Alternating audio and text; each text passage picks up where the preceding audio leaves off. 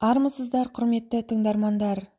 Арнамды жоғалтып алмас үшін каналға тіркелуді ұмытпаңыздар.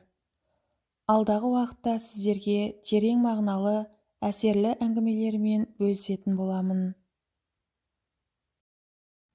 Баяғыда Қорқыт ата 40 жыл өлімнен қашқан екен.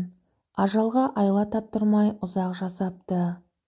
Өлімге себеп болар барлық апаттың алдын алып, аралда қобызын зарлатып отырады екен.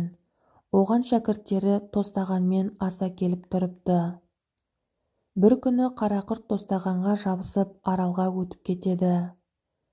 Қорқыт ауқаттанып отырғанда өрмекші башайын шағып алады. Қорқыт қарақұрттың уынан ісініп, дірілдеп, жаны алқымға келеді. Соңғы демі үзілер шақта шәкірттеріне мені кебіндеп жерлегенде сол аяғымның башпайларын көмбей сыртқа шығарып тастаңдар деп өсиет айтады. Шәкірттері баба неге олай дейсіз дейді. Себебі бозбала шағымда сол аяғымның башпайы қарындасыма тиіп кетіп еді. Қарындасына қолы не аяғы тигендердің көрдегі азабы қатты болады. Осы қателіктің өкініші өзекті өртеп кетті. Көмілмеген аяғым кейінгі ұрпаққа өнеге болсын.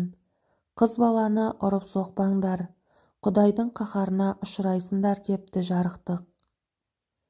Қызы жақсыны қыдыр қориды, қызы жаманды сайтан ториды. Қыз берген жерге дау жүрмейді.